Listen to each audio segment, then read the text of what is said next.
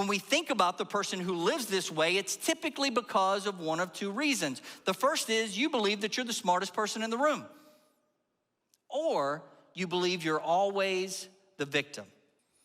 All right, good morning, MCC. My name is Leland, and as Kevin said, I am the discipleship pastor here. About 4 months ago, my family, meaning my wife and our two youngest daughters, Kylie and Natalie, made the move from Hawaii here. Yeah.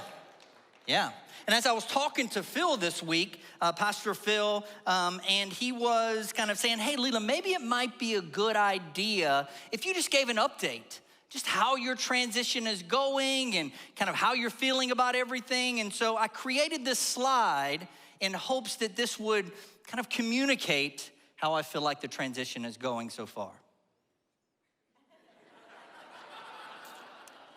And I feel like that pretty much sums up how the transition's gone so far. So on a serious note, we are so unbelievably blessed that the Lord led us here to be with you. In fact, if you know much about our story, you know that I'm a retired Marine, and so after moving a lot in the Marine Corps and then going to seminary, our family then became missionaries over in Europe and then later in Hawaii. And there's one thing that we've learned in all of our travels, and that is people make the place. And we are so unbelievably blessed to be here with this people. So thank you. Thank you for welcoming us. All right, so if you've been with us these past 3 weeks, you know that we're in the middle of a sermon series called Blind Spots.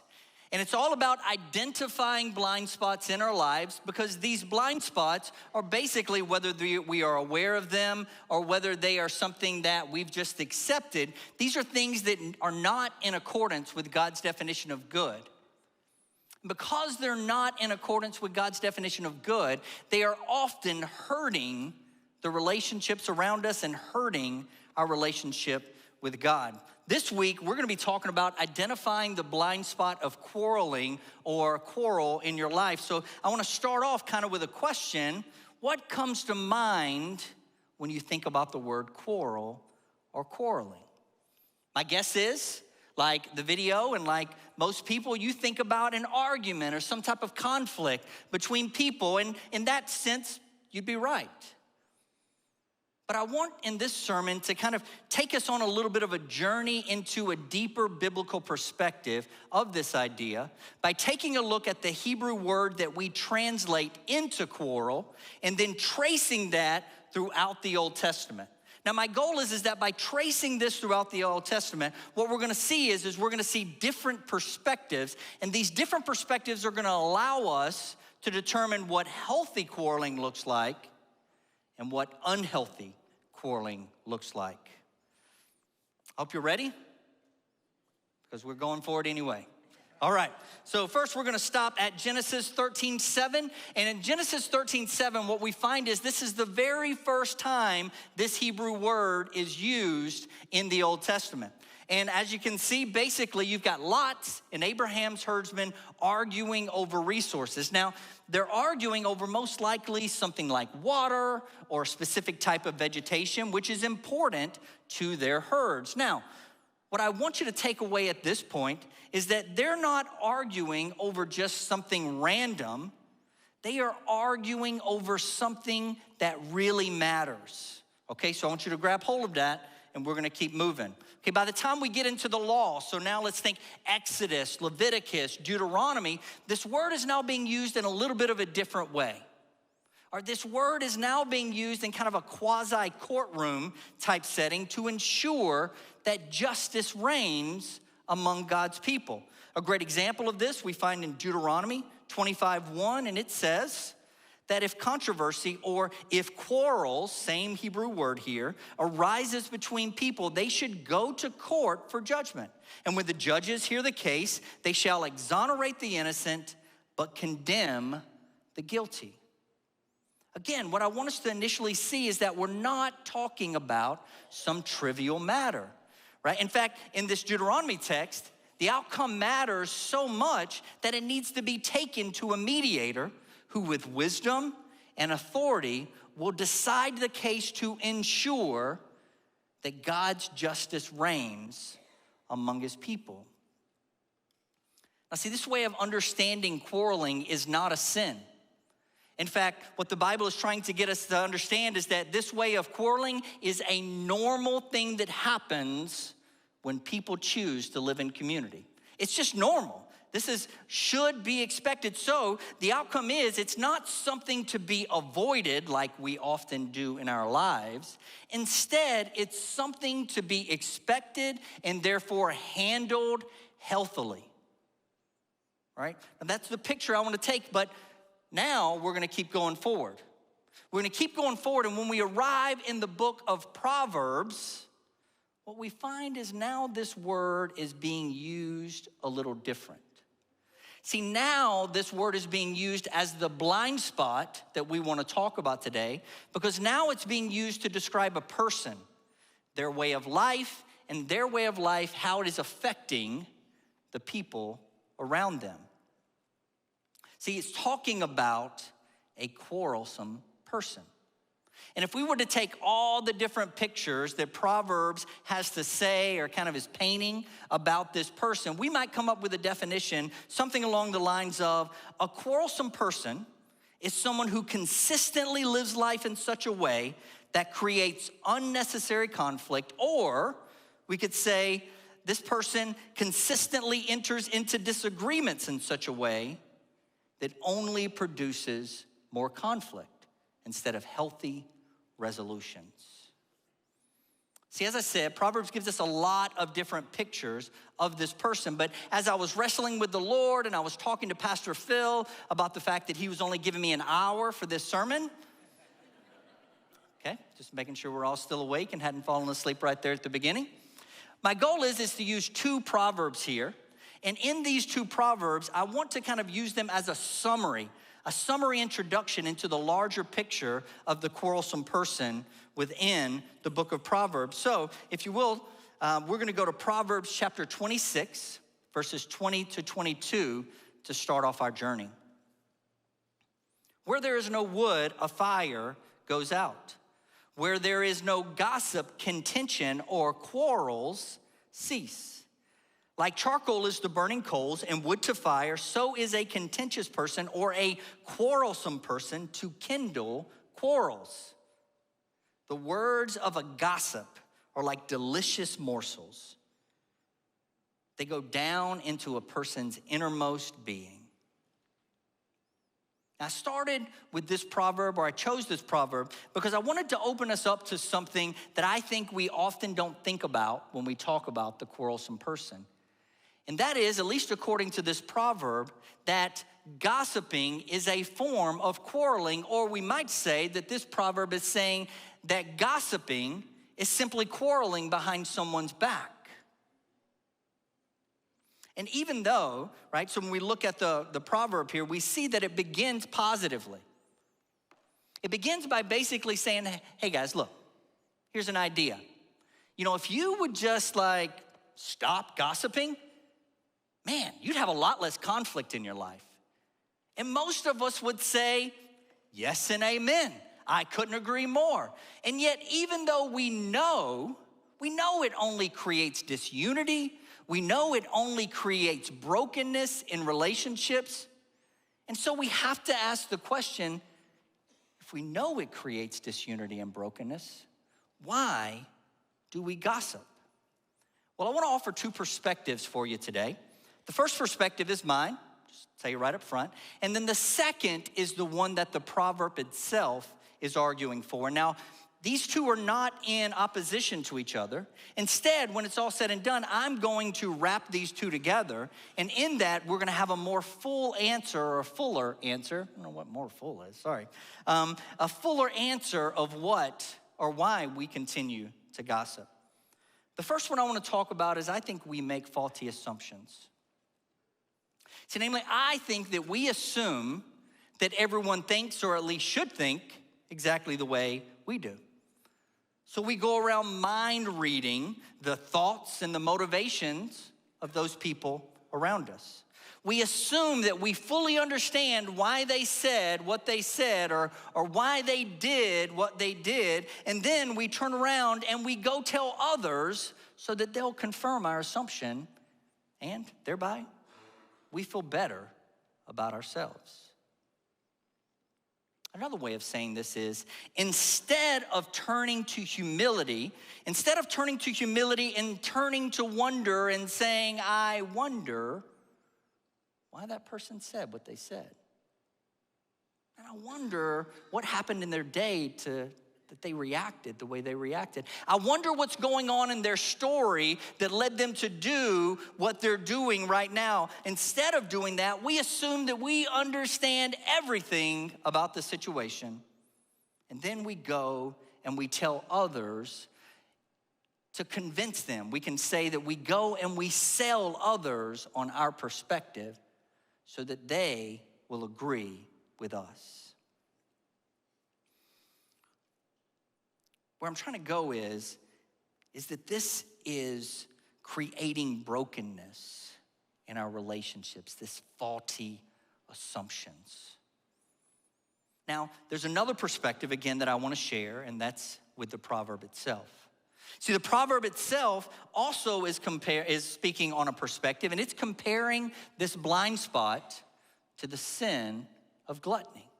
Now, that may sound a little weird, and so let me try to unpack that for a second. Basically, what the proverb is trying to get across in a poetic way is saying that gossiping is an addiction, and we don't want to call it a sin because it feels so good, because it feels so satisfying. Now just think about that for a second. And now let's put these two together. Okay, I want to put these two together to build a full picture to the answer that even though we know it only creates brokenness, even though we know it's only going to create destruction in our relationships, I think we continue to gossip because we are addicted to self-medication and self-glorification, even at the cost of others. Let me say that one more time. We gossip because we are addicted to self-medication and self-glorification, even at the cost of others. I just want you to think about that for a second. Like, we who are called to die to self instead end up living our lives because we're all about self. I want to keep moving. The second proverb I want to talk about today is Proverbs 27:15-16. And in this proverb, we find it's saying a continual dripping on a rainy day and a contentious wife are alike. Could say a quarrelsome wife. Whoever hides her hides the wind or grasps oil with his right hand. Now, ladies in the room, I know right now, you're thinking, really, Leland? Your first sermon. You want to talk about quarrelsome wives, huh? Is that really the wisest decision that you could make? And I'm totally picking up what you're putting down. So before you rush the stage and carry me out, right, just let me unpack it, okay? These proverbs were gathered together as wisdom training for a son. And so even though we get this perspective of the quarrelsome wife, it actually is a general idea within wisdom literature. In other words, we could be talking about the quarrelsome husband, the quarrelsome girlfriend, the quarrelsome roommate, or the quarrelsome coworker, right? Now, of course, none of the teenagers in the room would be able to say that they have a quarrelsome parent, so you notice I didn't use that example, so intentionally left that one out. But either way, my point is that this specific proverb is describing the quarrelsome person as someone who is wreaking havoc in their relationships, like a tornado wreaks havoc along its path. And trying to speak wisdom into this person's life is like trying to grasp oil with your hand. It just keeps slipping through. And so the challenge we have in front of us is that as we unpack this proverb, it's harder to identify than gossip. Like, we know whether we gossip or not. right? I mean, yeah, did I gossip or didn't I gossip? But no, as we start to unpack this, it requires us to be introspective. It requires us to look inside of ourselves and ask the question, is this me? Now, our natural posture is to say, oh, that's definitely my wife. Dude, for real, right? That's my husband, yeah. My coworker, my friend, my whatever. But I want us to begin to be postured to ask, is it me? And so to help us, what I'm gonna try to do is build a generic picture of this person so that we can then compare ourselves to this person. All right, now I've titled this person as everything is a potential conflict and every conflict is a hill worth dying for. All right, now, when we think about the person who lives this way, it's typically because of one of two reasons. The first is you believe that you're the smartest person in the room, or you believe you're always the victim.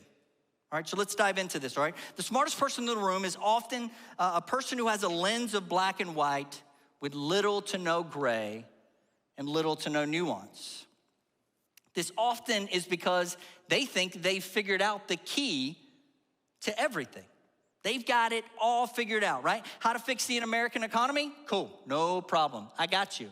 Now, that's regardless of the fact that this person has never actually taken an economic class, has never ran a business before, but let's be clear, they did watch an episode on CNN or on Fox News, or they watched a TikTok, and now they are assured that this is the only way the economy can be fixed, right?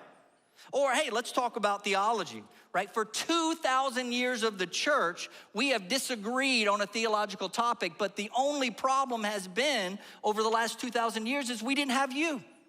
That's the problem. If we'd had you, man, we'd have ended this debate a long time ago. And so thank you, Lord, for sending us you. And you would say, you're welcome. You're welcome. Just happy to be here. But here's the thing. When you are the smartest person in the room, you often act as if people become a thing or a something to be taught or corrected instead of a person to be known and loved. You see, trying to pour wisdom into this person's life is like trying to grasp oil. Just keep slipping through your hand because they're always talking and never listening. The other side of this is the person who always plays the victim. Now, let's pause for a second because let me make sure that I posture us correctly, because I'm not talking about someone who is a victim.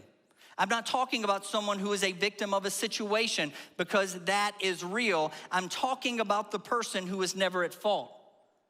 I'm talking about the person who is always defensive, easily offended. Everything is someone else's fault. When it comes to sin, sin is never about what I have done. No.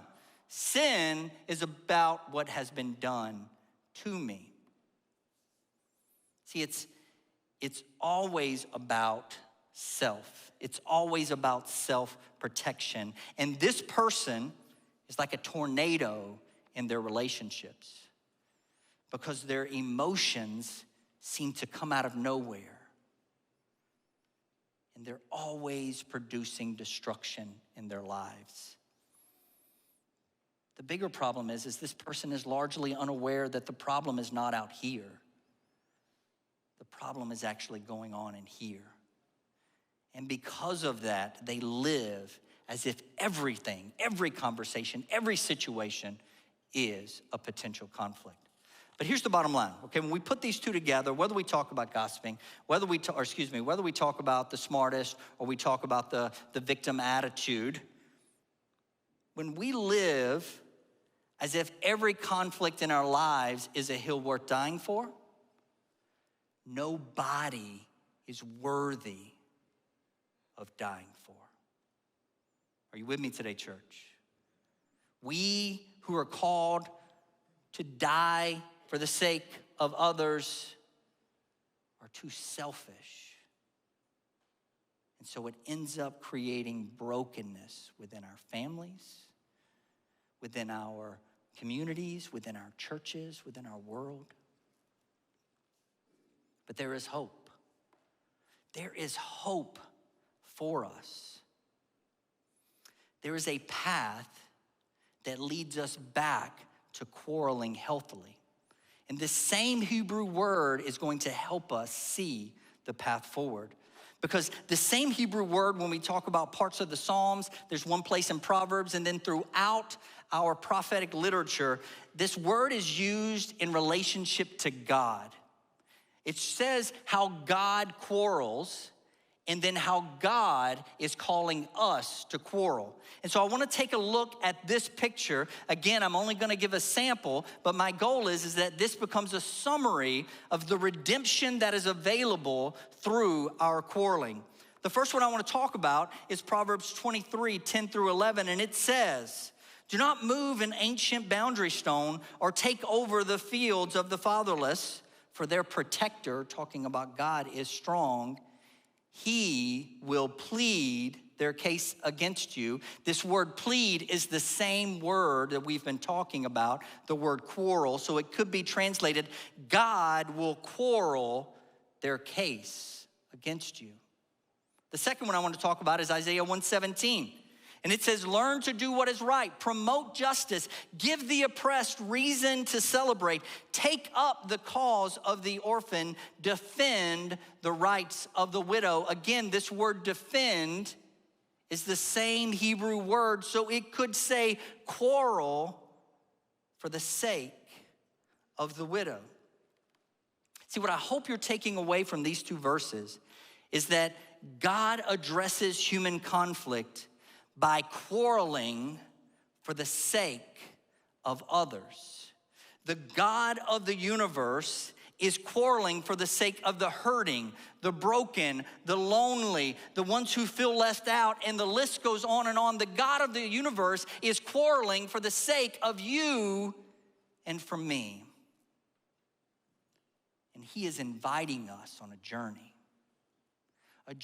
of laying down our selfish ways, which is creating brokenness in our relationships. It's creating disunity within this world. And he's calling us to lay that down and to come and follow him by quarreling for the sake of others. So as we think about this, I want you to begin to ask the question, what would our families look like? What would our marriages look like? What would our relationship with our children look like? What would our relationship with our roommates and our friends look like if we began to quarrel, not for our own sake, but for their sake? Can you imagine how these people would react if all of a sudden you just turned it around and you were talking about their perspective? You took time to understand where they were, and you dialogued with them instead of just correcting them all the time. What would that look like? What about our churches? See, what would our churches look like if we began to quarrel for the sake of each other? What would the world look like if we became a people who were truly committed to living just as Jesus lived, who, though he existed in the form of God, did not regard equality with God as something to be grasped. Now, this Greek word grasp is the word forcibly held onto. He is forcibly holding onto to it instead of saying, hey, I have everything. I have all the status. I am right. I need nothing. He didn't forcibly hold on to the fact that he was God. Instead, what did he do? He emptied himself by taking on the form of a slave. Now, I know this can be difficult to think because we're asking the question, Leland, if I do that, they're not going to reciprocate. They're never going to love me the way that I need to be loved. But listen to me for a second, okay? Follow with me. Jesus did not turn to the Father and say, Father, they're going to reject me. They're going to reject me. They're not going to reciprocate. They're not worthy. Instead, what did he do? It says he humbled himself by becoming obedient to the point of death, even death on a cross. See, this is the picture of how the God of the universe, the creator of all things, is quarreling for you and for me. In fact, Jesus is the ultimate picture. And what he's saying is, I know they're not worthy, but he is worthy. He is worthy. And all those who desire to walk as Jesus' children on this earth are called to this way of life, to quarrel for the sake of others, even if it costs us everything. And that's our invitation today. We're gonna sing a song here in a second, and it's all about building our life on the love of Jesus.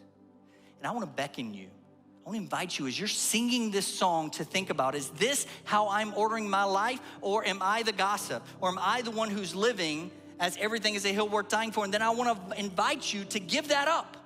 Give that up and come and be welcomed into the way of Jesus, the way that may cost you your life, and that is the only way that actually leads to life.